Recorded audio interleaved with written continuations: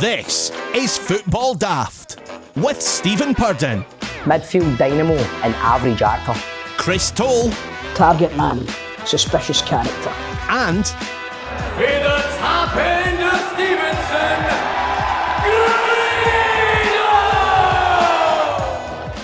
Grado! Welcome to Football Daft, the daftest Scottish football podcast around. My name's Stephen Purden and let's welcome the team. First, a man who this week, his bed sheets have been out in the washing for a week now and it's really fucking getting to me. And he also learned Tam O'Shanter this week. It's Grado. Welcome, big man. How you doing, mate? Well, first of all, I don't care for you broadcasting what I do, my bed sheets on a podcast. I shouldn't tell you. Well, it's just I didn't think you would take it that. I didn't think you would take it the wrong way like that. It's annoying me, mate. Your bed sheets have been out probably on some fucking wully sitting in your back garden. I've not got a wully gig. Are they on a makeshift fucking rope? No, they're on a. Actually, I bought a thing off Amazon. You tie it to the side of your house and then you trail it down to your fence and everything sits on it nice. But as the rain has finally come on, I'll go out and get it. It doesn't matter if it rains on the day, mate. They've been out there for a week. Aye, but they'll be clean back, will they know? That means they'll be dead clean. They'll be fucking stinking with fucking rain water. You need to wash them again and hang them. Do you know what? See if you I don't wash them, mate. It's my auntie that washes them for a start. Fucking, oh my God. So you don't even wash them, you can't bring them in? Anyway, so back to the Tam O'Shanter then, we'll forget the bed sheets. I'm going to put it to the back of my mind now, right? But it's really fucking annoyed me. I would maybe like some video evidence of you, once we've recorded this show, going out to your garden and bringing in your bed sheets so I can sleep at night. I can't guarantee it, but Tam O'Shanter, I was asked by a festival in Ayrshire way back today, a recital of Robbie Burns's Tam O'Shanter.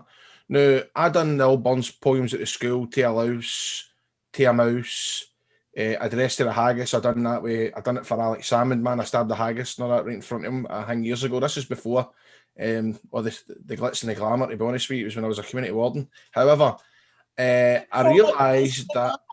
What? What? What's the glamour?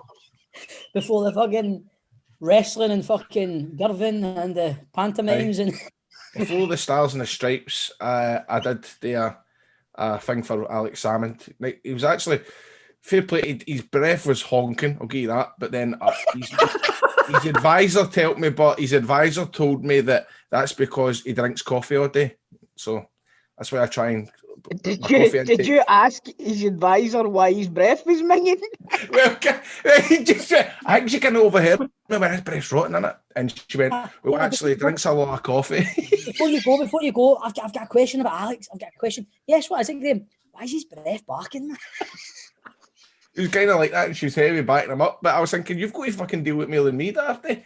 Anyway, so the deadline for Tam O'Shanter was fast approaching. It was actually supposed to be in on Monday, but I did get a 5-day extension. The reason being, I only realised a couple of weeks ago, Tam O'Shanter's 15 minutes long. It is the hardest Burns point today. And you'll know, Bob, I messaged Ian Robertson, who's on River City, and he can date, if you want to ever see somebody recite Tam O'Shanter, go and watch Ian Robertson. He's superb at it. It's like 15, 20 minutes long, sheer energy, whatever. So I actually messaged, he's good at it. So I messaged him, and I goes, look, mate, I've got to learn this Tam O'Shanter. How long did it take you to learn? He went, about 2 years. So mate, for the last 2 weeks, man, I have this is why the house has been turned upside down, man, because I made a makeshift studio of wee bits and bobs to help me along the way, but I managed to get it done last night. And I'll just, if you would give me the pleasure of just reciting some of it, if you want to hear something. Aye, but not all yet, if it's 20 minutes. Well, we'll see how it goes. Tam O'Shanter. Right. Are you going to let us hear a wee bit now? Tam O'Shanter. When Jam and Billy's lead a street and rooty neighbours meet, as market days are wearing late and folk begin to tatigate, well, we sit boozing at the nappy and getting foo and unca happy. We think nae the lang Scot smiles, the mosses, waters, slaps and styles that lie between us and our hame, where sits our sulky, sullen dame. Gather in a bruise like gather in storm, nursing the raft to keep it warm. This true and honest Tam O'Shanter, is see for area nichted canter, all there whom there are two surpasses, for honest men and bonny lasses. Oh Tam, Hadst thou but been so wise as to nine wife Kate's advice, she told the wheel she was a skellum, a blethering, blustering, drunken bellum, that frae November till October is market days, thou was nae sober, that all come elder way the miller, thou sat as long as thou had siller, that every day was cad a shoe and a swift, and he got roaring foon, that at the Lord's house, even on Sunday, thou drank with Curtin Jean till Monday. He prophesied that later soon thou would be found deep drowned. He's still going. Or catch it with the Warlocks in the murk by Eloise on. Hey, Grado, that's enough, mate. Cool. Plenty, mate. That was good, though, mate. That was good. And now let's welcome a man. Gentle days, it bars me great. You think how many kids all sweet? No, look, can I just say something, right? I remember about 3-4 years ago, sitting with Grado on a Monday night in the stalls in the pavilion, and we opened on the Wednesday, right? And he's sitting there, and he still wasn't half the fucking book. He still hadn't learned the panel. And I've got OCD a wee bit, and it was really fucking stressing me out. And he's sitting down what he's doing now, just sitting laughing, carrying on and all that. And I'm going, mate, into my own head, I'm going, this cunt's not half the book, man. He's not even learned this script. And now he's sitting reciting Tam O'Shanter to me.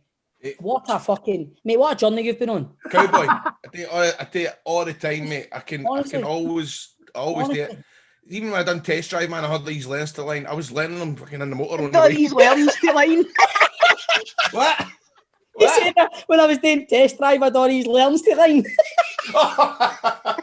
I did these lines to learn, man. I was fucking doing it in the motor to work and all that. Oh, ridiculous. Honestly, anyway. mate, that is top notch what you're doing. Honestly, brilliant. That is brilliant. Thanks Grado. very much, guys. What I say is, I don't understand a fucking word there, but you sell it Thanks to me. very much, mate. It's actually a bit Aye, we'll talk about, we know what it's about. Nah, we know what it's about. And now let's welcome a man who this week has been very quiet on the group chat because I thought he was maybe practicing FIFA, but it turns out he's not even fucking bought it yet. It's Chris Toll. I need to get it, but it's... I don't know why I've not bought it. And we need to get a wee Old Firm in the lead up to the Old Firm, mate. A wee Rangers v Celtic on the PS. Am I allowed to have Ryan Christie and Odson Edward in my team? Funny you say that because we are recording on the day of the big Scotland game where Stuart Armstrong, Kieran Tierney. Big Scotland game. I need to say that. Listen. It's a big game, though, is it no, John? Aye. It's a massive game. This is to get us into the fucking Euros, man. This is. Oh, is it? Is it really? This is the playoff game. So this is the first playoff game we've had since, or best chance we've had since the game against Holland over those 2 legs. Mind that at Hampden where we beat them 1-0 and then we went over to Holland and got absolutely hammered. 6-0 it was in Holland, wasn't it? Mind Big Pierre came off the bench and scored a couple, didn't he? Oh, Big Pierre. His favourite player. Big Pierre, there's only one Pierre. This year when it was your birthday, we got Jerry Pelino, and next year when it's your birthday, we'll get Pierre Van Hooydonk code. Fucking love that, so I would. So would I. Aye, that would be a good one. God, I didn't think it was. I think I was on the radio this morning saying it was a friendly the night. But another big news this week: Odson Edward has tested positive for COVID-19. Chris Toll has his head in his hands there. While he was on duty with fresh under 21s, Celtic say none of their other players have recorded a positive result and are now holding urgent talks with government health officials to determine whether or not the striker will be available for the game against the mighty Rangers. What do you think, Toll? You like the jet? Honestly, it just fucking adds a bit of firmness to my point for earlier. Mm-hmm. This is a huge season for Celtic. It's a huge season for Rangers as well, right? And the international football is starting to fucking take its toll on the domestic game. See, people shouldn't be travelling all over the world, man. Odson Edward, if he hadn't to go to France, there wouldn't be a problem. Do you know what I mean? From a playing point of view, right now, Edward's a huge part of the Celtic team, obviously, but he's not been doing it the past few weeks. But as I said to John on Celtic Daft, he turns up for the big games, Stevie. He scores against us all the time, mate. You know what I mean? He turns up for the... Mate. My mate was saying, I don't care if he's not playing because he's been playing shite. I'm like, look, he's their best player. Every time we play him, he scores against us. If he's not playing, it is a huge, huge bonus for us. I've been thinking about it last night. See if Edward wasn't missing, if he's not missing, I'd play Edward in Christie's position behind the strikers, and maybe play Griffiths or Kamala if he's no fit. I think if Edward's going to make it, which he still might, because he has to isolate for 10 days, and then when he gets back here, it'll be the day before the game, so there's still a chance. It's not official that he's going to be out yet. If he does play, I would put my mortgage on Lennon, Gunn, Griffiths and Edward up front against us. You think so? 100%. I think he'll go for it. I think Edward, Griffiths, they two will start up front, definitely. Well, Grado, what's going to happen then? You're the soothsayer, man. Right, the way I see it, right, I think Old Firm games are unique in that it's happened before where Celtic players have missed players due to injury, but they've still won the game, been strong, and it's happened with Rangers. I think a lot gets spent on, oh, this guy's going to be injured, whatever, but when the actual day comes and the game starts, a lot of that just goes out the window. It's a totally different game. Totally different game. You know what? See, the minute that whistle goes, it doesn't matter what 22 players are on the park. You're it's right. Celtic versus Rangers, and it's fucking hammers and tongs all day. You know what I mean? You know something as well? See, come in the next 4 or 5 days, I would also put good money on one of the Rangers players have got it. But no, even with the COVID board, because our luck recently has been ridiculous in terms of players picking up injuries that are no COVID related, so it's just came at a worse time. I really do think it's. They all seem to be coming back to fitness at the right time, but Grado, you know what I mean? They're saying that Barisic might be back. They're saying that Ryan Jack might be back. I think they. Jack is back. He played at the weekend. Aye. Did he? Aye. But we'll shall wait and see. But Celtic, in all news, have signed a lad on loan this week who on social media has been described as Henrik Larsson if he had been ordered from Wish. Other comparisons include a wee lassie back for holidays for Benidorm, a drama student and a backup dancer from JLS. We're of course talking about the new left back signing from AC Milan, Uruguayan left back Diego Laxalt. Is that how you say his name? How funny have the photos been, man? They've been brilliant. How do you say his surname? Lasalt, I think it is. Lasso. Diego Graham Lasso. It's Diego Lasso. Lasso. No. I don't know, but you're right, Toll. The memes have been shit hot. They have been good, man. But it's a bit. Do you ever get the feeling about sometimes that'll come back to biting his ass or that? Hell, do you know, it's funny you should say that. I said to Nick all night, I said, see all this? She was laughing at some of them, I was looking at some of them. This wee guy is going to end up being a fucking baller and have a man of the match. He's going to put a man of the match display in next Saturday at Celtic Park. I'm telling you. And all the Celtic fans will get their hair braided and all that. Aye. And it's like, mate, if I get my hair braided, I'd look like Gervinho. You know what it's going to be like? After the first Old Firm game of the season last season, when Ball and Goalie was getting fucking pelters, and then every Celtic fan under the sun was called Chris Ball and Goalie after they put in a man of the match display at Ibrox. Everybody's going to be I am Diego Laxalt after this game next week. I'm telling you. Well, just back my holidays. Come on, but no, I mean, somebody needs to give the guy a shake. You're walking out to a press conference. Surely the press officer or the fucking PR man or something like that's been like, going to take his specs off and put a hat on, son. I thought you were going to say, going to take them out. Going to take the brains out. But I googled him, man. He's had that hairstyle for years. Do you know, that's how I recognised him, because I remember him playing at the World Cup and I remember giving him pelters when he felt it. He must be just one of these guys that's like pure, I'm fucking not changing it. Like, he gets bammed up, do you know what I mean? Get that dealt with, get that shaved off. No, I fucking love it. No, what are you talking about? Your hair's stupid. Every time he goes away in Europe with his club and all that, his other players say, "Seen you sleeping tonight, that's getting cut off." And he's like, "Fucking try it." Yeah, fucking try it. But listen, I honestly, God, right, I know yous are going to jump on this. Yous are going to jump on this, but you can look him up. You can look him up on my Facebook. You can look him up on my Facebook, right? My mate lives in Uruguay. They've all got their haircuts. He says this boy's a fucking player. He says this boy is a fucking player. Really? I'm telling you.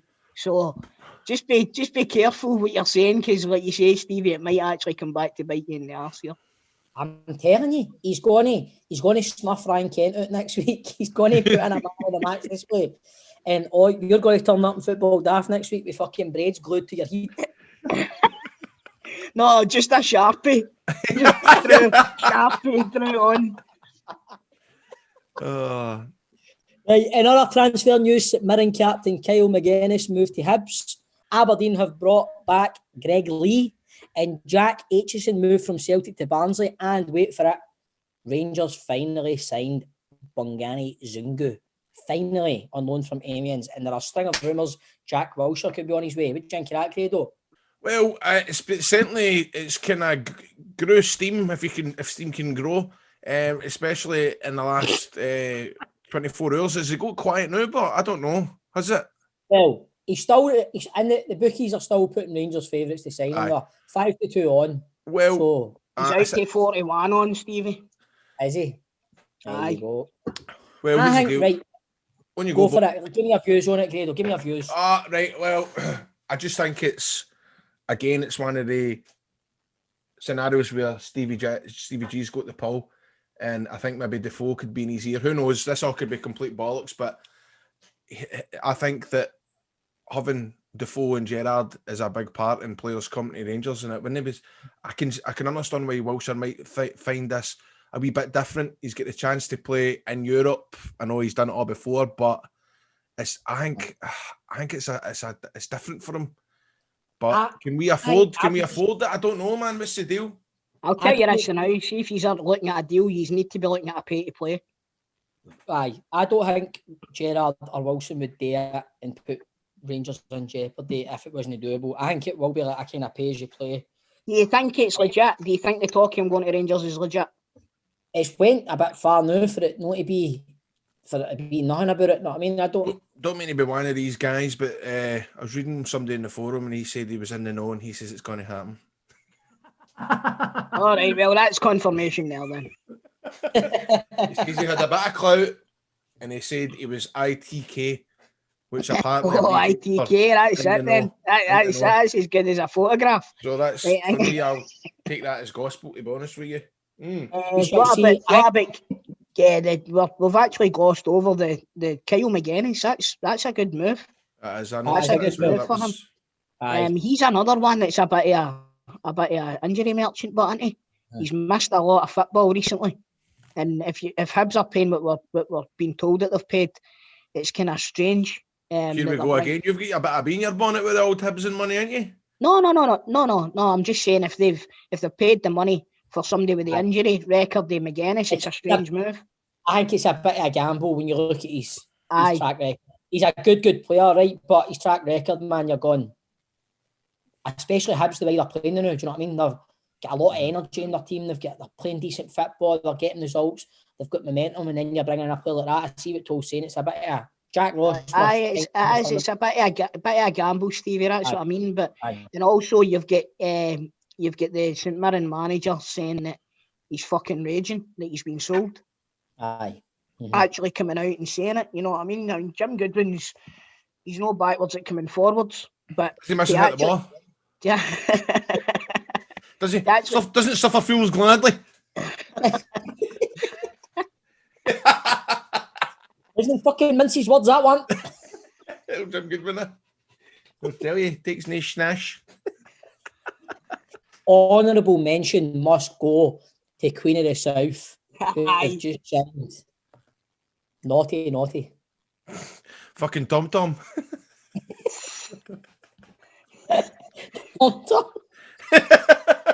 No, but anyway, everybody went straight to the shaming. Aye. You know what I mean? I went to Borat. I was like, naughty. What a signing. See if that's to sell jerseys, isn't it? Get naughty on the back of your tap. Aye. It's a good move for the boy. Good luck to him. The Queens, you know what I mean? Good rep, the old Queen of the South, man. Gave us a good game down the low leagues, didn't he, Grado? Aye. Took you to Dunhammer. Aye. Right, so on the show today, we welcome the legend that is Bob Malcolm. good friend of the show, been on before, Toll's best mate. Wonder if he's got flumps in his van now. The last time he was on, he didn't remember. So Then he didn't know what a flump was, fuck's sake. What the fuck's a flump? That was one of the highlights of the show. But I'm looking forward to being the big man. And it is my turn on the Legends Lottery. And it will be a tough act to follow after Toll's legend last week, John McInally. Yeah. And we'll find out how many points producer John scored on after a last-minute punt by Toll. I mean, still, I don't know, man. That must have been horrible, John. Wait a minute. John's got a bit of a smile on his face, hasn't he? I know. I've been crying myself to sleep reading the comments. The scores that have come in for me. So we'll find out what the score was later on. And the new FIFA game is out this week. So asking these, what is the best football computer game ever? I've got a few of them, man. And also question. With the window, that is interesting. Also with the window slammed shut, there is no more rumour mill, unless you want to spread some yourself, Tove. Have you got any rumours, know what I mean? No, man. Want me to make one up?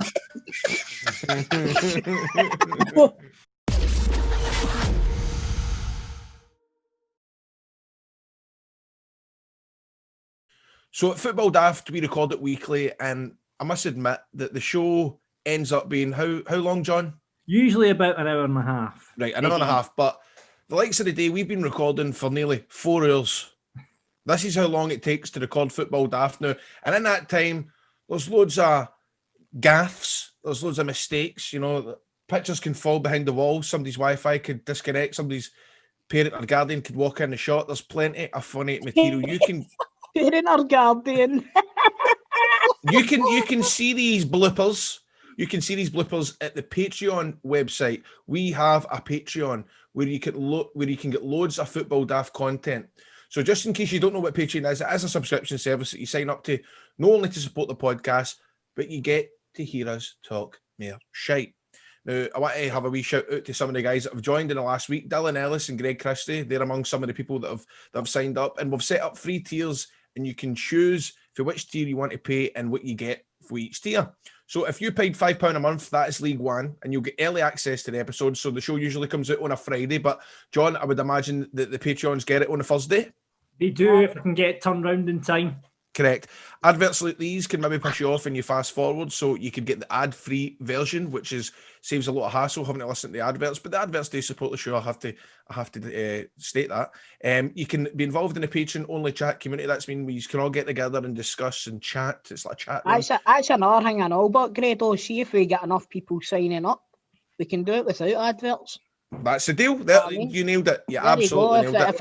If enough people sign up, then we can get rid of the adverts if you don't like them. Correct. There was a lot of people greeting as well about the videos on YouTube being taken down. You kind of get to see us at our fullest, but you can now get to see us. The full video version of the podcast is available on the Patreon service. So that's tier 1. Tier 2 is the Championship, and it's £7.50 a month. You get everything that's in tier 1, plus you get some brand new podcast for us. On there, you can hear us talk Rangers Daft and Celtic Daft every week. After the football, we usually get together and we talk. We and Bob talk about Rangers. Chris will talk about Celtic Daft, and we both get punters on when we come on, and we kind of dissect the show. Well, I can try to dissect the show as much as possible. Should be interesting. Next week's will be very, very, very interesting.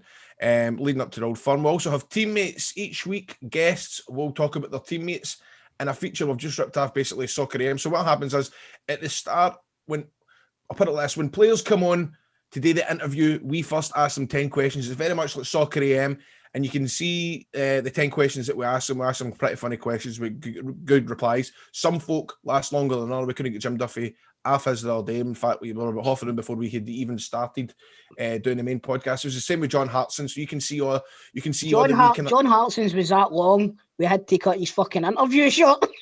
John Hartson's was that long that when we finished the question, I think he was ready to go, right, cheers for it, right in the bottom of that. Now to the interview with John Hartson. It was a bit weird, but you'll get to see all that. His face dropping, didn't you? You seen his face dropping? Oh, no. As I said about tier 2, the Football Daft outtakes that I was telling you, I imagine I've heard some tweets that some of the funniest parts of the show come for outtakes, so you can see plenty of outtakes on that as part of tier 2.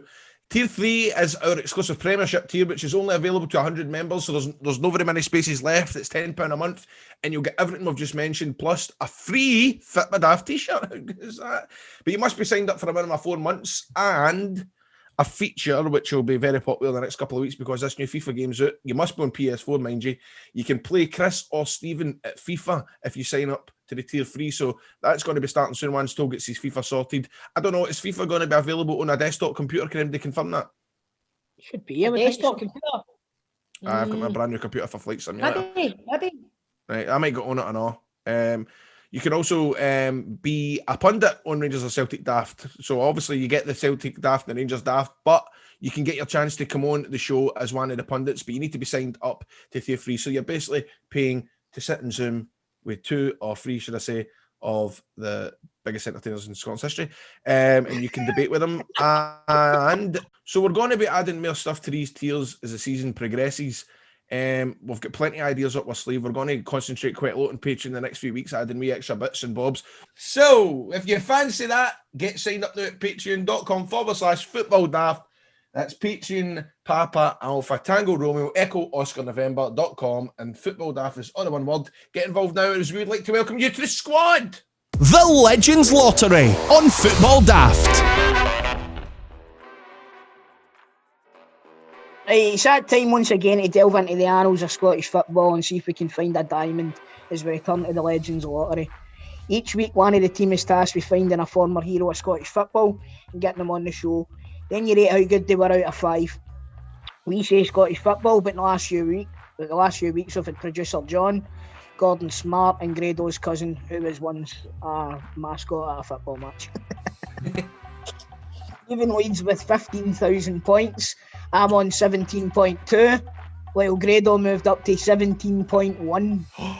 But it's about to change as I find out that I get a score of 1 for bringing John on last week. Well, So I've had to cry myself to sleep, as I said, most nights this week because of the comments that have been made about my appearance on the Legends Lottery. Thank you very much. I'm going to mention some people here because they gave me a 5. So Ian Milne, some people here as they gave me a decent score. Ian Milne, David Probin, thank you for Are they your pals, mate? They your pals. wait a minute. Hold on a minute. Davy Provin gave you a 5. Yeah, Matthew King, Ravy Davy from ICW gave me a 5. Yeah, Dave, Matt, Gavin, all these people giving me a 5. Thank you very much. All these people that says, cause he's a Tim -10, so Grado beats him up. I'm not I'm a Falkirk supporter. There Talking about me, John, not you. Oh, right, that's all right. 0-0. Thanks, Richard Fraser. 0 Craig. 0 from Scott Lamb. What would have been better as a main guest? I'll let you off, Scott. Aye, that's fine. So, yeah, terrible score for me, To. I'm really, really sorry I didn't have your back, mate, but it's a 1.2 for me, mate. Fucking hell. Grado's going to overtake you, To, man. Good answer. Right, do you know what? Best it was my idea. Just interview John. Well, do you know what, John? See, if I didn't have somebody, I would have get 0. So thank you for adding that 1.2 on for me. Thanks. And everything you've done for me.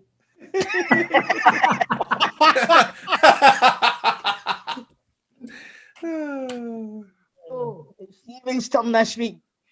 Come on, mate. Don't fucking do this, Days. Who have you got? You've got fucking Ruth Hewlett or somebody coming on, haven't you? Nah, it's just... You're close. You're close. No, right. This week, I'll be honest, I've had a very, very busy week at work, but as I'm a professional, I have managed to get somebody. I don't just turn up and not have anybody, unlike you 2 chumps have done. Wait a minute. Hold on. That's no fair. No, it's my turn to that talk. That guy cancelled on me last minute. John, speak. Chris, it's my turn to talk. You've had the chair. The chair is now mine. Okay. Okay. You've had your fun. So this week, I have got a young man on who he's an actor. He's in River City with myself, and he's got the new Scottish movie coming out, which he stars in, called Schemers. And he is a very, very, very big, massive, maybe even bigger than yourself, tall Celtic fan. It is young Sean Connor. Oh, is he Sean? How you doing? The next shell suit Bob. How is it? You Bobby. Do you know what? That's no fair. Look, yeah, all the birds are going to vote a 5. What about that on Saturday night? Oh, that was a... Do you know what? I can't believe the two of you he asked me, and all you need to do is lie sometimes. You see, Grado, can you tell the listeners what exactly happened on Saturday? Telling you this now, by the way, watch yourself because he listens to this. That's all right. But so Ross, he says, are you available for 10 minutes? Ross who, Grado? Ross who? Owen, right? The Ross Owen show, right? He promotes shows in Airdrie, right? He's quite good. He's had all his own his shows and stuff like that. But because of this lockdown, Kieran, he started to do like Zoom parties and stuff like that. And on Saturday, he asked us if I've all got 10 minutes each, right? So it was me, Sean there, fucking Artie for the Singing Kettle, Naveed for Still Game, Mina for Still Game, Stevie the Bookie for Still Game, Gary Mullen, Gary, what? Sanjeev Kohli, for fuck's sake. Oh, AJ for River City. Fucking, what'd you call him? Gary Mullen that won Stars in Your Eyes in 1998. Right? Fucking all the best Scottish celebrities, right? But the best it was, right? Me and Sean were on right at the start, and he kept his own for 3 hours. 3 hours, he never let us go. We had to sit through, don't get me wrong, it was brilliant, right? Because Artie come on, right? And Artie's quite, he's come on and went, sorry, I don't recognise any of you. He's got funny such was that fucking. I thought we still game. Hi Artie. Anyway, he gets the guitar out and fucking he starts to know his songs, but when they stop you, I like to eat, and I like to eat apples and bananas. And then we're like, oh, that's good. Artie. The next one, oh, the titty soup, singing for ages. It was. Did they do the pirate song? We'll go forwards, backwards, over the Irish Sea. Well, I requested that one and he fucked it off and sang some other song. But he's singing about his granny on the drugs. He did. Oh, I can't get my granny off the drugs. I mean, we're all just sitting there. I couldn't. You stuck it onto gallery view and you could see everything. And I just kept looking at Grado. He's pissing himself. Dan Connell's pissing himself. I'm pissing myself. We must have looked dead ignorant, man, because folk were talking. But there was a wee guy that came in. It was like you could come in and you could ask questions, right? But you're meant to like ask your question and then go. But he came in to ask his question and he asked his question. I don't know. I think it was for you, Grado. No, it was he asked. I've got a question for me if you still game. Why did you just show your face in the last episode? Right. So she answered that. Right, tell him what he done. And Ross went. I think Ross kind of went. Right, okay, well, you can go away and watch the show or you can stay in the room if you want. He stayed for the full 3 hours and he kept like, at random points, he'd get up and he'd go out to a different room and he'd start sparking up roll-ups.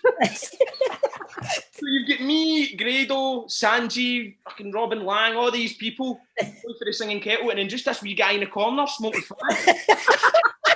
Nobody knew. And he stayed for the full...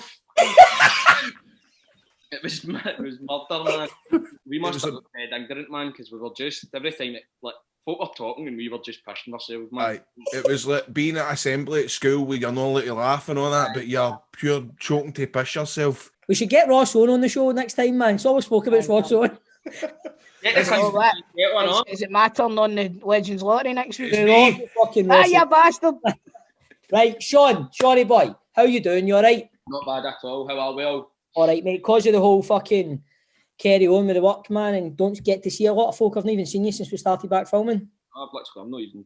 There's so many folk I've not even seen. Every time I come in, it's the same people. I suppose it's all bubbles and that, innit? Aye. The only people I work with is Scott or Franny, man. I don't see anybody else. That's it. It's Victoria and Michael. That's pretty much it. Right. Anyway, so what about the new film? What about it? Well, actually, I just got an email there saying it's been extended in Odeon Cinemas for another week. Brilliant, mate. Tell us a bit about it, mate. So it's a true story set in 1979 up in Dundee about three boys that are basically bored their lives, and one of them fancies this lassie, so he tries to impress her by putting on uni discos and stuff like that. And then they decide that they want to go even bigger and start booking proper bands, and they book XTC and Simple Minds and the Associates and all these big kind of 80s bands, and then they end up... That's a true story, Sean, aye? It's all totally true. They basically they borrow money off gangsters to be able to do it and end up in a big hole of debt, and to try and make back all the money, they book Iron Maiden at the Caird Hall. And if they sell it out, they'll be able to pay back the gangsters. If they don't, then they're humped. So that sounds cool as fuck. By the Mate, way, there's been some buzz about it, but hasn't there? I mean, it's been everywhere, man. It's been on social media. It's everywhere. You see things about movies or whatever coming out. It's getting good. It's getting a good response, isn't it? Aye, mate. It's had a good response, man, and it's had good reviews and it's had bad ones. I suppose that's the case with every film that comes out, but it's mostly been good. It's mostly been well received. And do you know what it is? It's no a film to be taken too seriously. It's just a good time. Do you know what I mean? It does sound good, but man, I love just trawling through, like, see Amazon Prime and looking up for Scottish films that I've never seen before. Is it going to be on Amazon Prime? Well, that's once it finishes in the cinemas, which was meant to be the day, but it's been extended for another week because Cineworld shut, but Odeon and Showcase and stuff like that are still going to be showing it. So once it finishes there, it gets handed over to different distributors and then they handle the digital stuff. So the producers, they're wanting it Amazon, Netflix. That's the kind of goal. But it's one of the ones, I don't really know how it works. I don't know if it depends how much it takes in the box office or however it works. But that's the aim for it anyway. Aye. I seen in the paper you were, what was it? I can't remember what exactly the headline was, that you were studying Limmy or something for the Dundee accent, wasn't it? Aye. Do you know what the thing was? I never even said that. Do you know what? I could put money on that being so true. You see, when I read that, I went, I bet that boy's maybe just went, I watched Limmy videos and then they've went with that for the headline. That happens all the time, doesn't it? That's the thing, mate. I never even said that. He was on the phone to me and he went, I bet you were be watching that accent videos for Limmy for the accent. And I went, hi, maybe that would have helped. And then Sean studies Limmy. But Sean, on to the old football. You're a big... As soon as Sean started with our City, get put in a dressing room with me. First thing I asked him was, what team do you support? Don't know why I even asked, because it's always Celtic fans that gets hired in my work anyway, so I just knew. You can tell he's a Celtic fan, he's handsome as fuck. What happened to you then?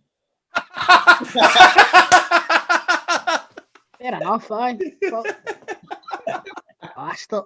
I set myself up for that there, didn't I? Obviously, Sean, international break, but after that, there's a small matter of a wee derby, a wee old firm at the old Celtic Park. First game back in the league.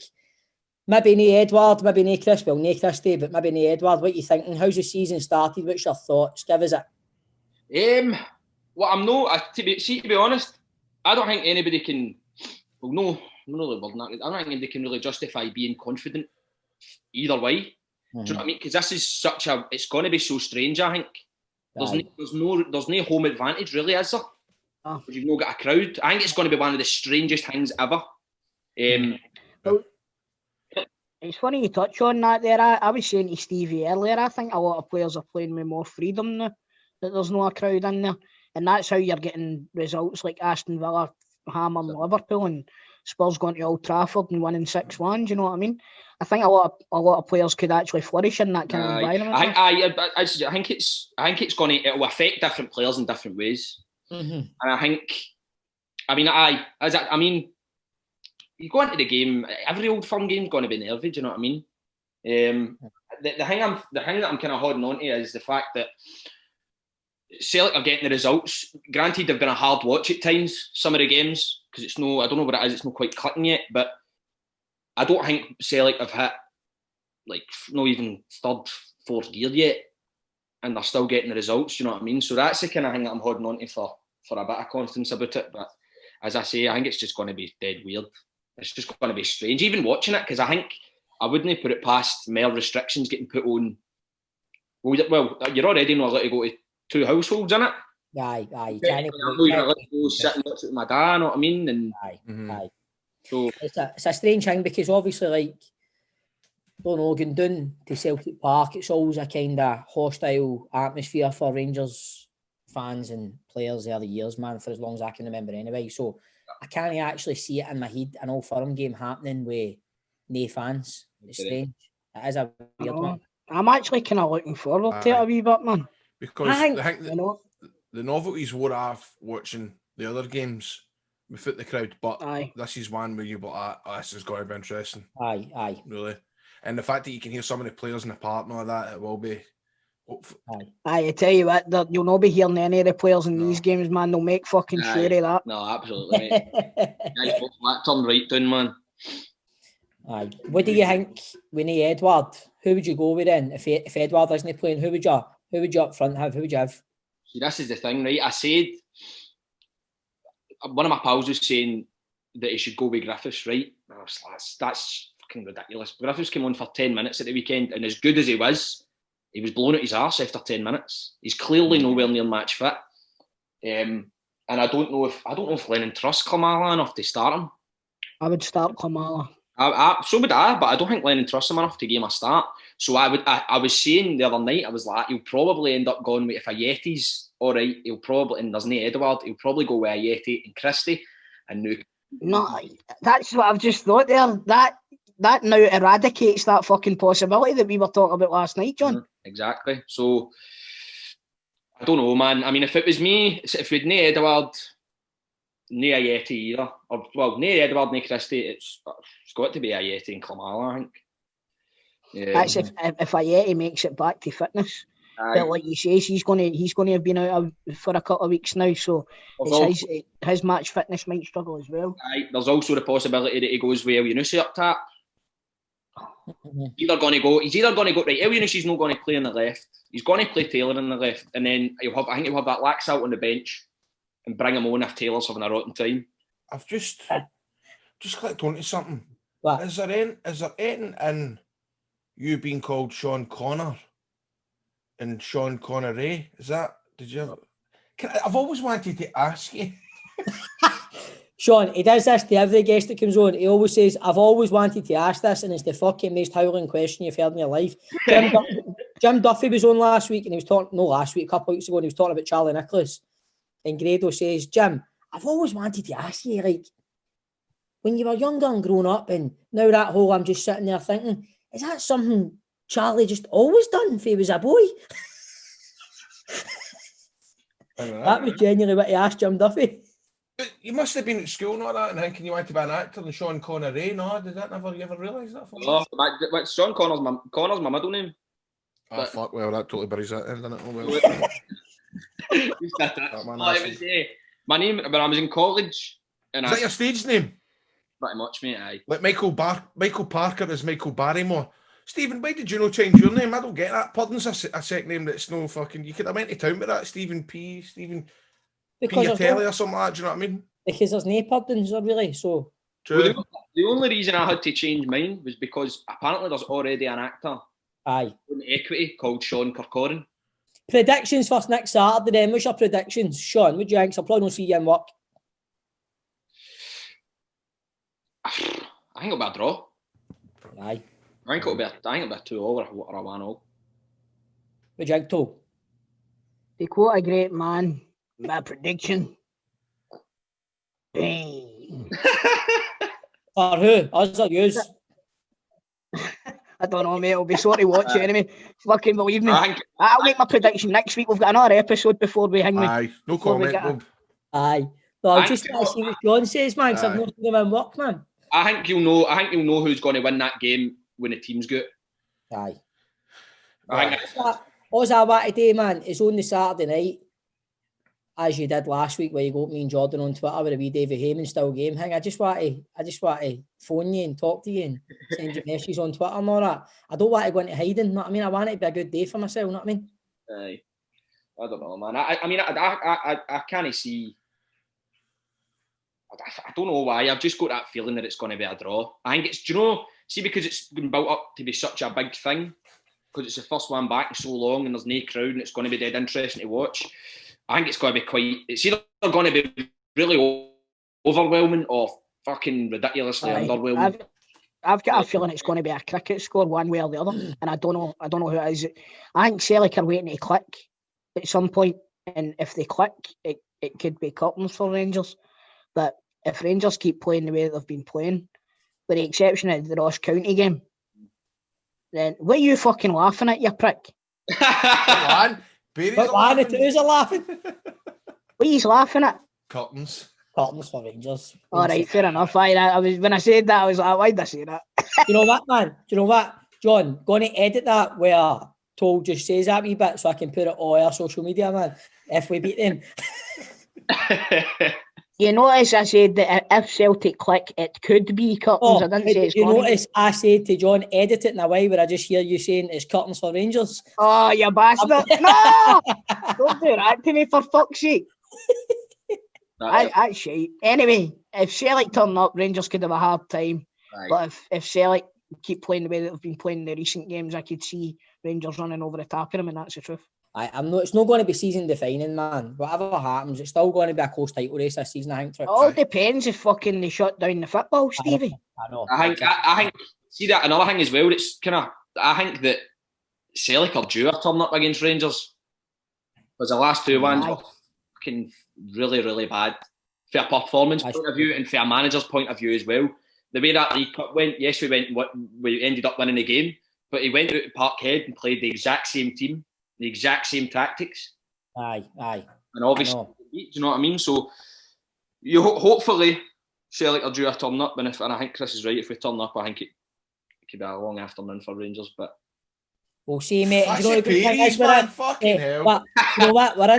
We're in pods now, man. If he's beat us, a good thing is I'm probably not going to see you anyway. So I'm going to start watching fucking River City, by the way. I like this guy. John, cheers for coming on, bro. I really appreciate it, bud. Right. Having me, boys. Good to see you again, mate. Cheers for that, pal. Catch you after, right? Mate. Right, I'll see you soon, bud. Take care. Bye-bye. Football Daft's big question.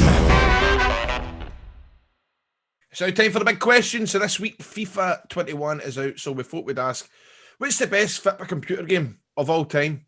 Oh. It's something we always touch on this show. We talk about computer games, the Fifa games, but we've never actually dedicated a full portion to the show. I remember we've spoken here about International Superstar Soccer. I'm sure we haven't. On the N64, man, that was the best. Absolutely. International Superstar Soccer. Aye. Brilliant. And, you know, because we were talking about, I think the last time we spoke about how the narrator obviously just got paid by the fucking word because he'd only said the team's name once. Greece! Argentina! Have they attacked the Republic of Ireland?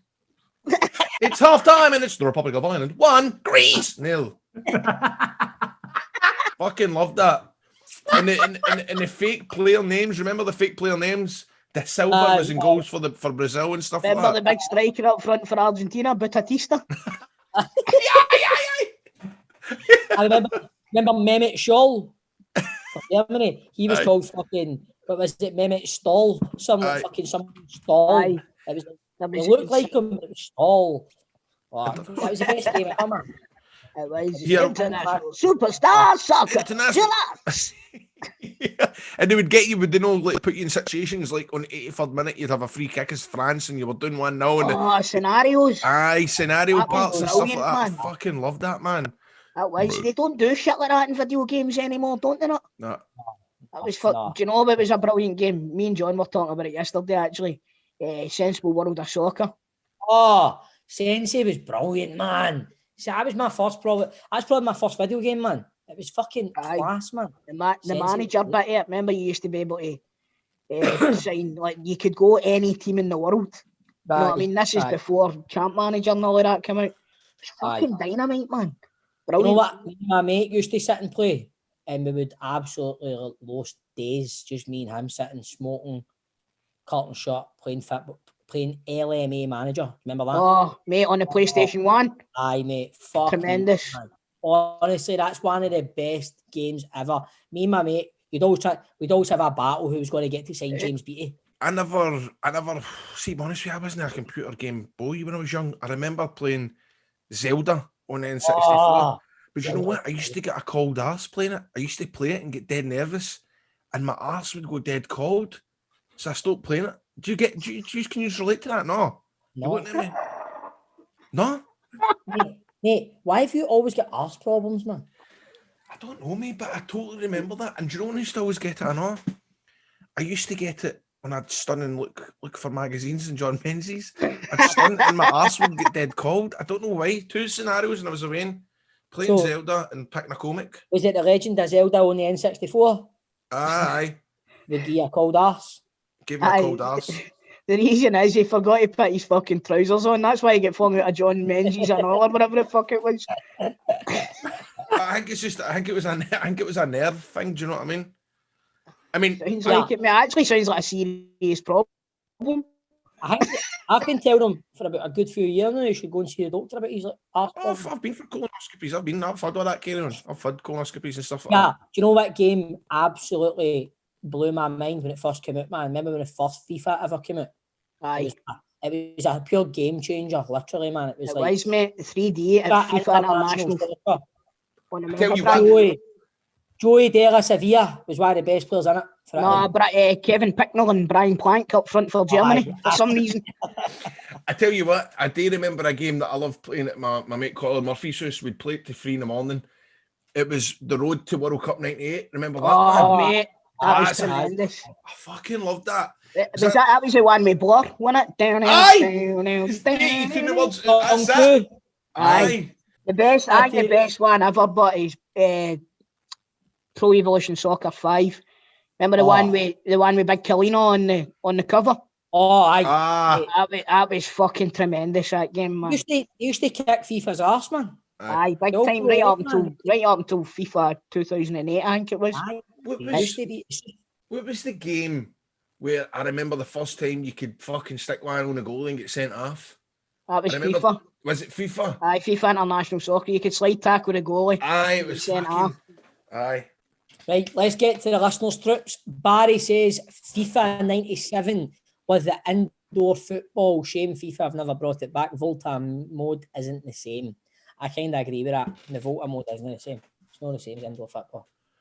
Scott says this is football 2003. The career mode, you started with a school team. Owen Coyle was my star striker at 35. Then it went up to professional, had every player manageable in it, and also had a 2-foot tackle / dive button sensational game. That was a good game, this is football, so it was. It's a brilliant game. David Hoy says sensible soccer on the Mega Drive. Remember sitting for hours putting in all the right team names and players. Why know what the worst part was? Even when you started the game up again, it wouldn't save. No, remember? And you had to do it all again. That was brutal. David says ISS 98 on the N64. Right. That's a shout. I actually thought the original ISS was better than 98, but... Oh, they are, man. International Superstar Soccer. The first one on the N64 was the best. It was. Deluxe. Gavin says cross headers and volleys because we were outside and active and no stuck glued to the computer like kids are today. Other than that, it's got to be kick-off 2. Kick-off 2. Kick-off 3 was good when they went 3D. Dave says match day 2 on the Spectrum was and still is awesome. I had a ZX Spectrum. That was my first computer, man. I was fancy. I had a +3. I had the disc drive, none of this tape shite for me. Stephen says kick off in the Commodore 64, score an own goal, and it counted as a team goal. That's right, I remember that. It's fucking mental. John says FIFA 07, days going up to my pal's house, a few intense games and a good laugh. Those were the days. I remember FIFA 7 actually. I remember that was the team. That was when McCulloch and all that, when the Rangers, Dartshire and all that. I remember getting an Xbox for Christmas. God, I was about my 20s, but when that sounds a bit fucking thing, me. But I did go to an Xbox for my Christmas that year. Tam says FIFA 2004, cracking soundtrack and Super Ali on commentary with John Motson. Brilliant. Class. Chris says sensible world of soccer. So much time wasted in maths, English, chemistry, etc. Discussing your teams and transfers with the schoolmates. Maurizio Gans and Edelson, best fitter players ever. I take it's that the names. By the way, do you know what? See, if you ever been playing Champ Manager or something like that and you've signed somebody you've never heard of, and then you've got this affinity for this football for the rest of your life. Mate, that's so weird because who was it with mine, man? It was fucking Alan Kernigan for St Johnstone. I signed him for Rangers and I totally looked out for him all the time.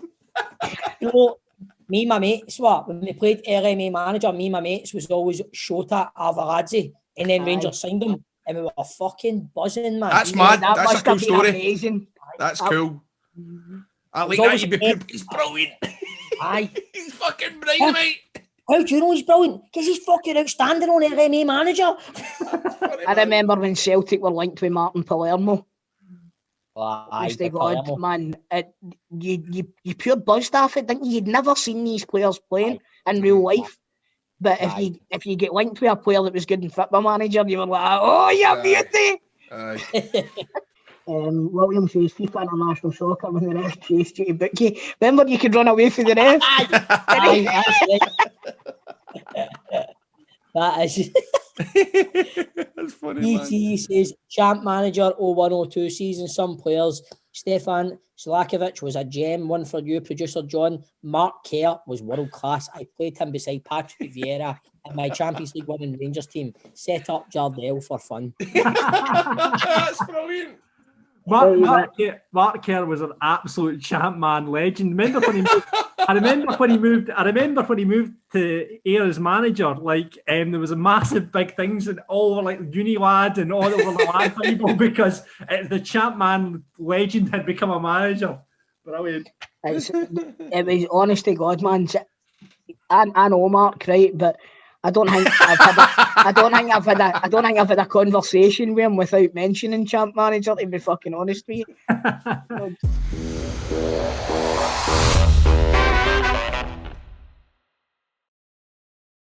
Let's welcome to Football Daft a man who won 2 league titles and a League Cup with Rangers. You're no nonsense central midfielder or centre half. He also played for the likes of Derby, Motherwell, and Brisbane Roar. Please welcome back to the show the first ever guest to come on twice, current Kelty Hearts assistant Bob Malcolm. Bob, how you doing? Not bad, mate. Not bad. Why did you miss out the Scottish Cup there? Well, I never wrote it. It's John. He's fucking stupid. He doesn't. He's probably beat Falkirk in the final or something like that, and he didn't want to admit to it. Why did you miss out the? Why did you miss out the treble? Winning the treble. I know. Would you want me to do it again then? No, I don't want you to do it again. Right, you're choking. You're desperate to say that to me because you said it on WhatsApp last night. What is it? I could probably end up doing with my chin. Oh, your face.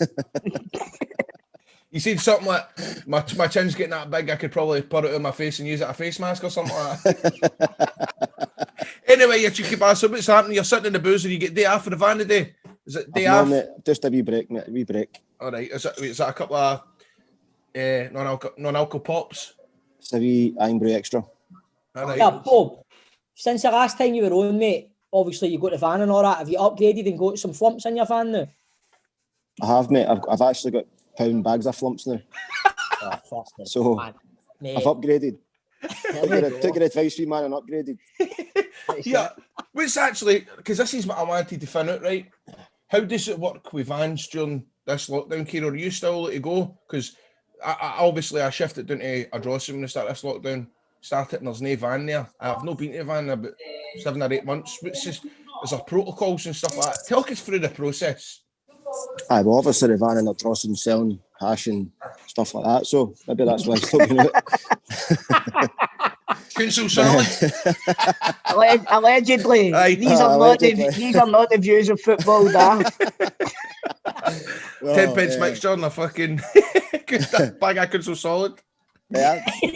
I don't know, mate. I don't know what the rules are. Obviously, there's food in that one, like pasta and noodles and that. So it gets on about the older ones that can't get to the shops. Yeah, man, hold on, Bob. You've upgraded there because the last time we were talking to you, all you said was hot dogs.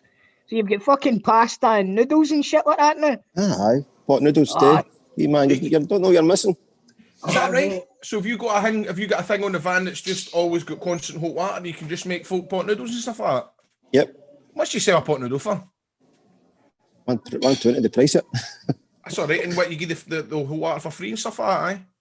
Aye, well, I get it from that, and so I'll get it from that now. Fuck's sake. Do you have to pay for your back down in fucking Ardrossan with every fee? Fucking Bob Malcolm's a socialist, amazing. Bob, what's happening with Kelty? What's going on there, man? Oh, we had our first game last night, St Johnstone in the Cup. The boys done well. That's the first competitive game of the season. Obviously they've been playing for, I think they've 10 competitive games now, so just getting back into the way of things. Obviously everything's still strange and raw for all the pandemic things, but it was good to get back and back playing competitive again. Touching on that, Bob, the last time that you were on, you were coasting it, weren't you? You were doing really well, and then you get it kind of fucking ripped away for you because of the COVID. That must have been a kick in your balls, mate. It was at the time, obviously. I think Barry's obviously said it as well, but we didn't want to win the league that way. But at the end of the day, we got fuck all out of it. We won the league, but you get nothing for it. There was no chance of promotion, so it was a league for no reason. So just basically cancelled the league, and that was it. But they handed it over. So listen, the club are happy with it. They've only been in the lower league for a couple of years now, and they've won the league. So it's a sour taste of it happened. How's the club been, like, obviously through the whole pandemic? Was there any chance, like, any point you thought the club wasn't going to make it through the pandemic and all that? Is everything all right in the background with the club? Aye, everything's all right, mate. Obviously, like any other club at your sort of level, the incomes with people coming through the gate, and obviously the bars and stuff, which we've not been getting. But the club, they do everything right. There's obviously with the furlough stuff, the players are still getting sorted out. So that's not been a problem. Obviously, if it keeps on going the way it's going, then we don't know what it's going to be like maybe 2 or 3 months down the line. So we're in the same boat as everybody else, mate, apart from the Premier League teams. What do you think about your partner in crime, your tag team partner Barry? He's made the move to Go Radio as a weeknightly radio host. Is it something you've ever thought about doing yourself, Bob, getting into the media? No, mate, that's... You can just tell now that he's sitting there wanting to be anywhere else in the world. So imagine...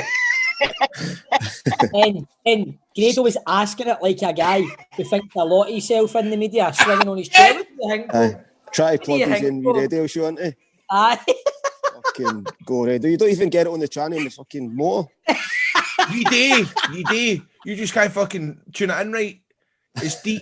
What number is it? It's no go to number. It's DAB. You go into DAB and you look for Fuck Go off, Radio. Grado. You need a fucking Lamborghini to have one of them in your motor. No, you don't. I've got one in my motor. Right, Grado, ask Bob something that you've always wanted to ask him. Right, what have I always wanted to ask you? Tell me about your first ever Old Firm game. And where was it? What was it like? Tell me, because obviously you were a Rangers fan all your days, big Rangers supporting family and stuff like that. Tell me about like the night before, the day of. What was that like? And have you ever been G'd up for a game as much as what it was like when you played in Old Firms? Well, the night before we were in the hotel under Dick Advocate we stayed in the hotel in East Kilbride, and basically didn't have a clue that I was playing, didn't have any inkling, didn't think I would be playing, but I was in the squad, obviously delighted to be in my first Old Firm squad. And then it was actually my dad that phoned me and said to me, "Are you playing tomorrow?" And I said, "I think so, no." And he's like, I spoke to like one of the guys that goes to Origins, Big Andy Smiley. He'd spoke to him, and I was like, "Well, how the fuck does he know?" So obviously Dick must have said to somebody, and it ended up getting back. So I don't know if that got out, but Dick Advocate ended up pulling me that night and saying, "Look, you'll be playing tomorrow, so get your mind on it and stuff." Then obviously I didn't fucking sleep much because I was up shitting myself. Well, it was a semi-final of I think it was a League Cup at Hampden. So that was my first Old Firm game. Was that the Conterman game? No. It was you know what game it was, you wee shite? Tell me again, Bob. Tell me what game was it? No, that was the one where Larson pushed me and I fell, remember? I'm only joking, mate. I remember I was actually at that game. Here, I've always wanted to know, Bob, has your ice cream van ever been involved in a road traffic accident and you've not been at fault? Fuck's sake, who are you plugging now? G4 Claims can make it easy for you. They can provide you with complete accident management support that you require. Now, Bob, if your ice cream van is involved in an accident, what G4 Claims will do is they're going to recover their costs from the at-fault party. They'll sort you out for a like-for-like vehicle replacement. I can't confirm if it will have a boiling water system, but I'm sure they'll try their best so you can provide the pot noodles to the people of Glasgow. They're also going to organise your vehicle to be repaired at one of their approved body shops and returned to you. So hopefully you'll be back in the streets as soon as possible. Should your vehicle be deemed a write-off, they're going to recover the pre-accident value for you and your ice cream van and write you a big fat cheque for it. And best of all, Bob, It's not going to cost you a penny, as they charge the at-fault insurance direct. Bob, let me tell you what G4 claims. They don't cold call. They don't buy data. And once I've processed your claim, your insurance will remain unscathed. And the best thing is, Nicole and the team over there, they won't take on your case if they don't think they can help. So, Bob, and anybody else that's listening, any other ice cream vans, any other vehicles that are on the road, if you are struggling with a road traffic accident you've been involved in, or you know somebody that has, get onto G4 Claims on 01698 767 172. That's 01698 767 172. Get them at notатfaultclaim.com or find them on social media. G4 Claims Limited. G4 Claims, Not at Fault Claims. Made easy. Made easy. Made easy. Oh, sorry you had to be part of that there, mate. He just flung that on you, didn't he? Sorry, mate. Aye. Never again. Mate, if you're a team van is in an accident, do you know what I mean? G4 Claims are good people to phone, mate. Aye. So, Bob, you went to Australia for a wee while, didn't you, to play for Brisbane? I did, yes. What was that like? What was that like? Was it amazing? It was unbelievable. Wasn't it what I expected? Fuck's sake, Grado, man. Stop getting my secrets up. What was that? We were steaming most of the time, aye. You've told me the stories. Is Charlie Ball and Craig Mill play for them as well? Aye, and I don't know if you remember we done it Seattle. Oh, aye. Well, that was the four that travelled in the car, so it was eventful. It was. Craig Mill was actually. Craig Mill's been in the news quite a bit recently. He was over. He's still here. I was with him this morning. He's still here. What was you doing this morning? How's he getting on? He's doing all right. Doing all right. When did he come here? I didn't even know that was allowed. He was allowed to travel and all that. No, he's because he's for his work. He works as a agent or a player, whatever, representative. So he's allowed to travel for work. Is that the same with Amoruso? Because I seen him at the Football at the weekend on the telly, and I was wondering as well, was that his game? Is he here? I thought he was on fucking Love Island or something that big. That's right. He was on the Italian Love Island, man. Honestly, so he was, that's right, aye. Big chance he got.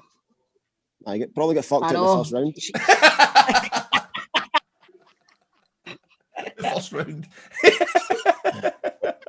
Listen, Grado, guys like me and Bob don't know how fucking Love Island works, mate, alright? Listen, Love Island, I think the last couple of series are on Netflix. Get involved, mate. It's addictive. It's Come really, on, really you good. turn that up, man. Bob, you watch it, Chelsea, Bob. You don't know you're shaking your head at. You watch it too. We talk about it.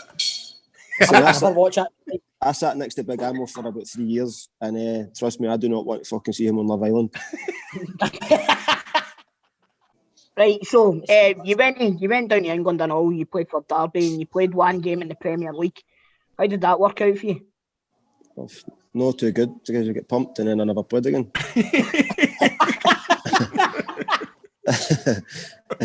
No, we played. It was Liverpool, wasn't it? It was Liverpool when they were dead. Well, fucking not some as good as what they are now, but some team they had at that time, and they scalped us to be fair. Was it Gaffer playing for them at that time? Was Gerrard playing? He was, but he wasn't playing that game. It was only Alonso and Mascherano played in that game. Oh, is that all? That's all. Bob, where were you playing? Were you playing centre mid or centre half? Yeah, centre mid. Against A2? Against A2, aye. And they had Torres. Torres was up front. Jesus, man. See, you're talking there about coming up against a Liverpool team. Who is the toughest player you've ever played against? Where you've finished the game, 90 minutes, went fuck, never again, man. Toughest? You mean as in like? Aye, like. Who was the best player and the hardest player to play against? Aye. Probably Mascherano because he never gave you a minute's peace. Even though they were battling us, they still. Every time you got the ball, you felt as if you never had a pass on or whatever. I think they played the Inter Milan game with the Champions League. They were decent. Adriano and Obafemi Martins. Fuck. Adriano, remember him? He was just a big. He was like a pit bull, man. So there's been a few, but Larsson's up there as well. He was the same. Wouldn't give you a minute's peace. Stan Petrov's the same. Where did you prefer playing, centre mid or centre half? I didn't bother, Bob, to be honest. I played in. I remember playing left back against Ross County one day. But I was just happy if I was getting a game, I played anyway. That's a game, do you know what I mean? There's not enough players like that. Fucking, as long as they're playing a game. That's it, man. That's proper mentality. See, to be honest, the game's changed so much. See, once you get Scott Brown, once he goes, the older generation's gone. And I don't know how long it's going to be until that would come back, because the game's totally different now. And the players have changed as well. The mentality of the young players and stuff like that. Are you the agreement that it's I'm not saying that it's soft, but you've got to watch what you're saying a lot of the time with the young players these days, innit? And you'll probably know that. Because obviously you and Barry are big characters, man. You're dealing with young players that are no used to the rough and tumble and getting told off and having words in their ears. You've got to probably watch what you're saying to them. You do, mate, you do, but there comes a point where if you keep on saying the same thing to them all the time, then they're obviously not taking it on board. So sometimes you have to have a go at them. But I think it's the way you come across to them. If you come across over the top, then they can fuck you off, and that's the reality. If you go over the top with them, then if it's for talking's sake, if you've got a player that's a big character in the dressing room, you have a go at them, they've got the power then to go and pick 3 or 4 of their mates, and then down tools. Aye. That's how and then you've got a big problem then, haven't you, mate? You have. And then that's when it spreads through the dressing room. And you see teams, that's why teams have a great season one season, then the next season they're struggling to stay in the league, because the dressing room changes. The manager brings in new players. The player that might have been doing well the last season doesn't get a game, and then it spreads through the team. The thing is, up here though, it's not the same up here as what it is in England. You've got kids in England who, we were talking about it this morning, there's guys that are playing in the Chelsea team, or they're not playing in the Chelsea team, but they're going on loan to a team in Germany, a team in Holland, and they're on crazy money. And then they go, one of the boys, for example, I'm not saying his name, but he's just went and he's signed for Bristol City, either there recently or else a couple of months ago, and he's having to take a wage cut, and he's never played a first team game for Chelsea. So how does that work? It's just crazy. Do you know what I mean? He's going to play in a first team. He's having to take and it's not just as if it's like £1,000 or £2,000. It's a lot of money that he's taking per week as a pay cut. So it's crazy the money that they can throw at it. And that's why players don't give a shit. If you're getting £100,000 a week when they're playing, are you going to bother? And that's what I've always wondered as well. A lot of these young players. That's how things like, I don't know, like Rangers being linked with Jack Wilshere, right? A player like him, as an example, if at a very young age, he's been earning top coin, hasn't he? So you then question his hunger for the game or his desire to even prove himself anywhere, because he's 28 now, he's still got a lot of football left to play if he can keep fit, but does he want to do it? Do you know what I mean? Has he got the hunger anywhere? Do you know what I mean? Like, the money he's come out and had a statement saying that he's been fit for 8 months or a year, and he's just David Moyes never fancied him. That's the way things go. But if the manager's the fancy him, doesn't play, then there's not really much you can do about it. You can only try and prove yourself in training to get back in his thoughts. But would you take him at Rangers then? Yeah. If he's been fit for the last 8 months, then I think anybody that would get him would be lucky. But you don't have to go out as in who's going to take that chance that he could come up, you give him big money, and then he falls down, breaks down after a week. I think there would need to be some sort of structure in place that I don't know. I've heard that pay as you play. I don't know if I've never really heard any players being on that sort of deal, but maybe he would go for it because he's been injured for a certain amount of years or whatever. But listen, the boy doesn't need the money, so exactly. If he wants to just get back to football, then why not? It's a great opportunity for him. What do you think this season, Bob? How do you think the team's been playing? What do you think? Have you seen much of Rangers playing this season? I have. I've seen a few games. It's the usual, mate. It's a good 1 week. And obviously the Livingston game, they were only great. Then they go and play in Europe and they're brilliant. And then they come back to play, who was it, a couple of weeks ago?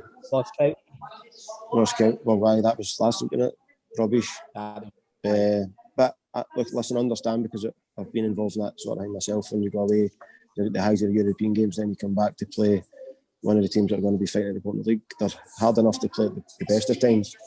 but coming back to a European games a wee bit. You see Celtic as well. They're obviously they've been struggling. They struggled on Sunday, against St Johnstone, and then obviously the two changes get them the win. So it's just it's the way it is. It's hard to go for a high to then coming back playing against one of the bottom teams. Who was the highlight your Motherwell career, Bob? Quite terribly sharp in the back then. I think probably it was sad at the time. Obviously, Phil O'Donnell passed away. And, that's right, you were there, weren't you? Well, I wasn't there at the time. I came and Phil O'Donnell, he'd passed away, and then I came just after that. But for the squad to get over that, what happened, and then push and get to play in Europe the following season was incredible for me. Because don't forget that there's a lot of young boys. Paul Quinn, David Clarkson, who was followed by his nephew, Stevie Hamill, all these lads who were still only early mid-20s, felt it because they grew up with Phil. Phil was one of their pals and a mentor to most of them. So for them to overcome that and push on, and I think they finished third that season. I think it was the last game of the season, the last home game we played against Aberdeen, and normally you only ever see Motherwell Stadium full when they come. But the chairman at the time, John Bell, had put, you'd think he was charging, it was a £5 for a ticket or something, and it was us against Aberdeen. I think whoever won that game finished third and went to Europe, and I think we ended up winning, I think it was 2-0. But the atmosphere was unbelievable, see, because the stadium was full. And I'm thinking, why is this not happening all the time? Aye. But it's obviously it's no fair on the season bookholders who go and pay the full price, and then you can't charge somebody a £5. But what if the seats are sitting empty? Why not get them to school kids? Get people back in the grounds. It's funny you say that. I remember that season, right? Because you played Queen's Park in the Scottish Cup, and we all went to see my mate because Ricky Litt was playing for Queen's Park, and my mate. Ricky Little, your mate, Grado. Ricky Little gets mentioned every fucking week on this show, man. He's the new Jerry Pellini. He's the new Jerry Pellini, he is. Right, drop it. Anyway, what I'm saying conversation, is... because my mate, Ricky Little, yeah, he was playing. Right. Arbroath star Ricky Little, we all went to watch him, and my mate had a snidey £20 note, and he gave it to, it was a £5 again, so he get fucking £15 in change back with real money. That's absolutely built to that story, mate. That's a fucking built to that story, man. See, to be fair, I thought there was something coming with G4 there. They gave you your money back because it was snide money. If you've ever been given some sort of plug. But I do remember that season because that game was a 5 or 2, so it was. I bet you never paid what was it like, team you played with Motherwell? What was it like facing Rangers? How did that make? That's a good question, Bob. It's brilliant. I can remember the first game at Ibrox. Obviously, you get comps. The players get comps for the games. So I was like to my dad, right, I've got a couple of comps. He's like, I'm not gone. What do you mean you're not gone? He's like, I'm not gone because you'll just get pebbles. I'm like, fucking shut up and grow up, man. He's like, I'm not gone. He never went, so my mind ended up gone with my uncle. And it was a game. It was a time when Rangers were gone for they got to the Europa League final. Aye. So there was game after game after game, and they were struggling, to be fair. We should have been probably a couple of goals up at half time, but it ended up nothing each at half time, and we were all over them. And I can remember having a wee spat with Kurt Broadfoot on the touchline, just around about the halfway line at the Govan. Right. And so I'm having a wee ding dong, and all the fans aren't saying much, but then I just hear this guy shouting, "How the fuck did you not do that for us, Malcolm?" I was like, "Are you fucking having a laugh?" But it was good, but it was good. It was just because it was just one guy who just stood up and everyone was quiet. But You must have felt surreal, but playing against Rangers, because you were just obviously Rangers what you've always known, mate. You know what I mean? Aye.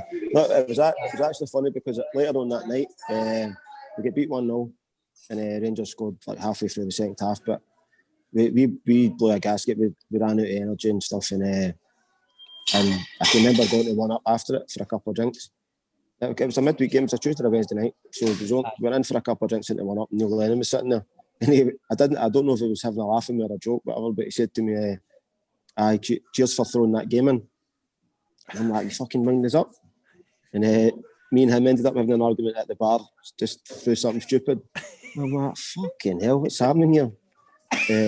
But it's one of the that's just what you get back in the day. It was a laugh. Having a fight with Neil Lennon at the bar, and somebody from the other side of the bar shouts, "How did you not do that? You played for us, Malcolm." That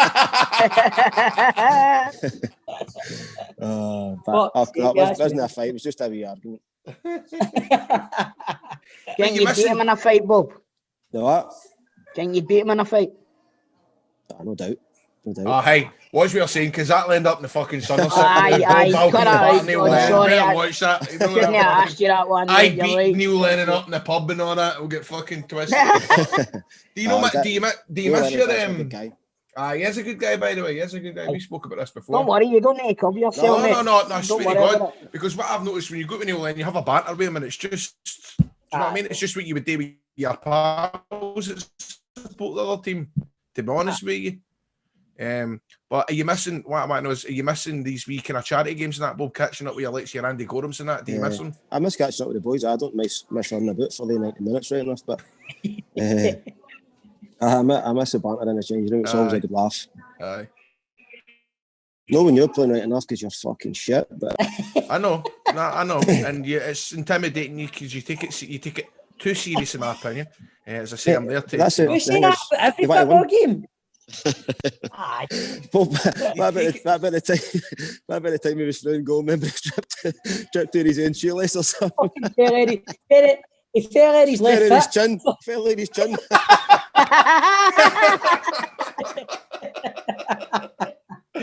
That was horrible. That was fucking horrible, man. It was on a plate for you right through. It opened up like the fucking Red Sea and you went right through and goal fell at your fucking...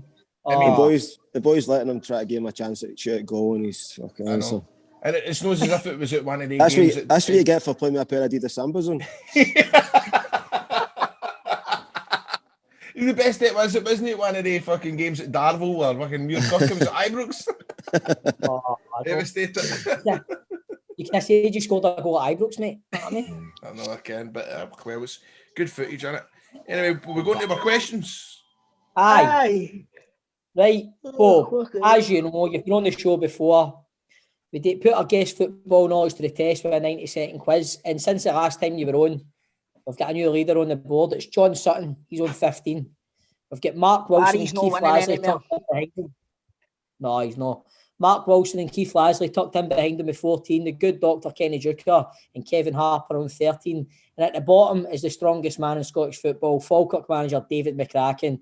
He's still at the bottom, and I think he'll always be at the bottom of this league with one. Right? One? Fuck's sake. Get one, right? So I just need to beat one. No, the last time you done it, you get 6. Aye, that's because you were asking me shit questions.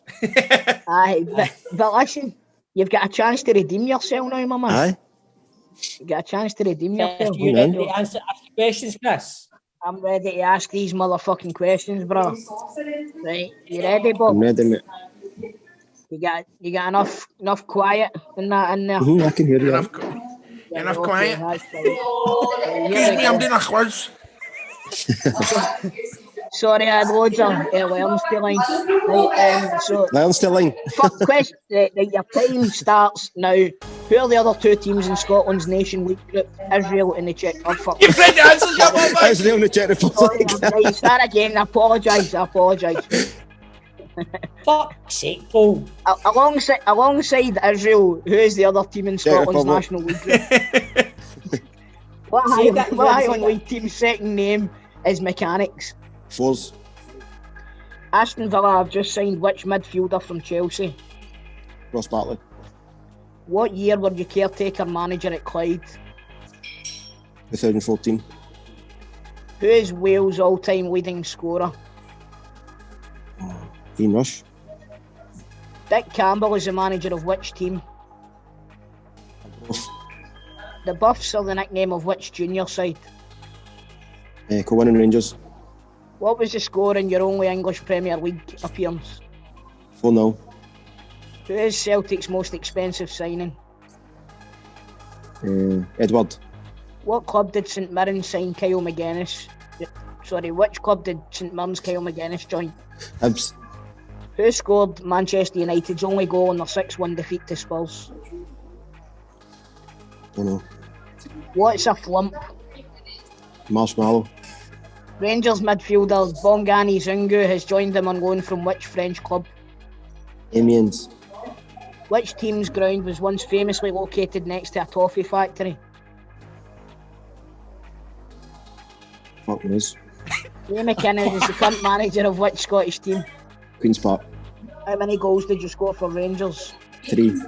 What was your win percentage as Clyde manager? Oh, you done well there, Bob. Done well, mate. You can answer that last one if you want, mate. 1% when at Clyde. Aye. 65%. Right, okay. Okay, Bob. 2 seconds to let something in the door, 2 seconds.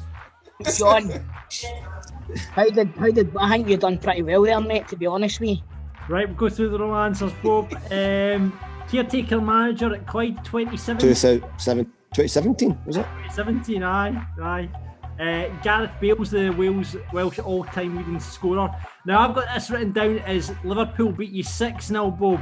Was it, you think it was 4-0? I must have just got took off at 4-0. Bruno Fernandes scored Man United's only goal in their 6-1 defeat. We always have a Stennis Muir question in the quiz, and that's the team whose ground was once famously located next to a toffee factory. Aside from that, mate, you got everything correct. I think you're on level with Barry. I think you've got 12. Oh, yes. There you go. Mate, do you know what I love about how we do these quizzes, right, and all that, and it's like folk get dead nervous, and it's all folk like, oh, I can't think and all that. The question he just goes, fuck knows. Bob, thanks again, mate. We'll probably get you over a hat trick at some point, my man, right? Right. No worries. Bob, I'm really sorry that Grado was a fucking tit and made you wait for an hour and a half, mate. I know. Fucking, it was Chelsea Bob's fault. How was it my fault? fault? Fuck, it was my fault. Sorry, apologies. Great, I hope you go over that bout that elephantitis soon, mate, right?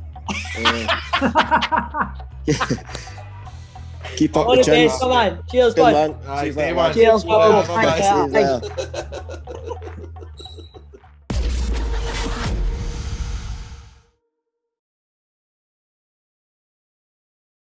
Thank you. I enjoyed myself this week, lads. Did you? What do you reckon? I did. It was good to see Big Bob back. It was. Feels Get like to part of the Football Daft family, didn't he? He's part of it, isn't he? Big Bob, isn't I he? know. He was saying he was missing me. You know, but nah, he's a great big guy. He's good patter, funny, absolutely ladles into Grado, and that to me, that's a string of MDs, Bob. What do you reckon, Bob Stephen? and all, man, he fucking has a go at him as well. At least, as you say, boy, never got me chicken tits this time. It's right. I must just keep that for Twitter. What about Sean? Sean was good in the Legends Sean was Lottery. good. Sean was good. Aye, Looking very forward good. to seeing I think he was terrible, in fact. Grado, do you know, I think he was terrible. I thought Red rotten. Who's on the Legends Lottery next week? it's Me. Grado. Grado's going to go into second place, man. I can't wait. I'm actually looking forward to this. I know I'll probably end up forgetting about it until 5 minutes to the. Aye, but I'll tell you what, I've already got my next one lined up if they don't cancel on me. I tell you what, rather than the big, we usually do the Big Brother story, but we've not got the time for it. I would like to hear more of Tam O'Shanter to get us out of the show, I think, Grado. I think that's a good way to finish the show on a high. We've had Bob Malcolm, we've had Sean. I enjoyed what I heard at the beginning. Gentle dames, it gars me greet to think how many counsels sweet, how mony limpet sage advices the husband frae the wife despises, but to your taily market nicht, Tam would get planted uncorrect. Fast being ale, blazing finely, where him and swats that drank divinely, and at his elbow, Suitor Johnny, his ancient trusty drooty crony, Tam louding like a very brother, they'd been food for weeks together. The night drave on with songs and clatter, and aye the ale was growing better. The landlady in Tam grew gracious, with favours sweet, secret and precious. The land on a vidder. That days, That's brilliant, mate. I really like that, by the way. Audio Frontier.